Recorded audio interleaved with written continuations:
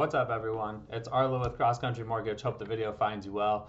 Let's kick this week off with a market update. Today, my Monday videos are either a program or a product, a business building tip, or a market update. I think after the last few weeks, needless to say, a market update is definitely appropriate.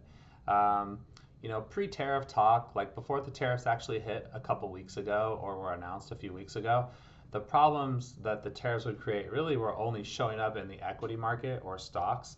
So any money that we had invested, if you were watching your daily account balances or checking your statements, it was a pretty tough 60-day period for equities.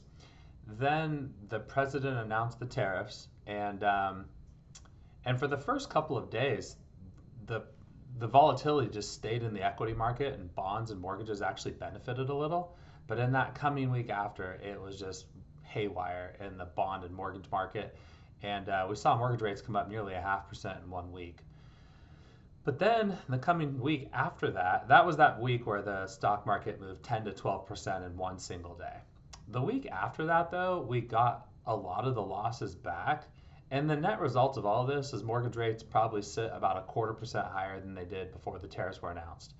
Guys, just keep in mind, there is so much that pushes and pulls. There's speculation, there's actual reports, there's, right now, the current presidential administration, obviously, like tweeting and saying things. Some of them haven't, a lot of them don't. But a lot of the fear moves the market. I think we can just expect rates to approximately be in the 6% range.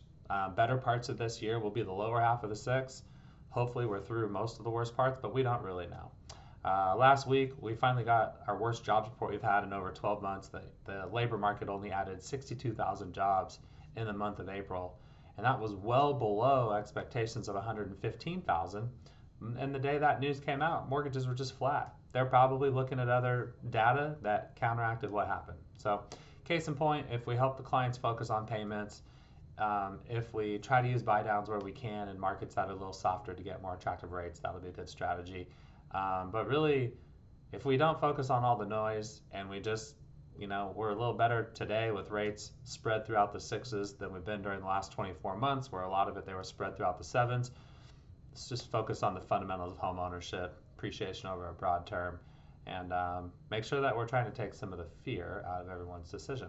And ultimately, people should be trying to take advantage of these moments of fear, especially on the buying side. Listing's a little different, but if you're on the buying side, you're either not seeing weakness, and that tells you about the market, or you're buying in a market where there is weakness. Take advantage of that. Try to buy it on the dip, and when we get out of some of the craziness, they'll have already had some built-in equity.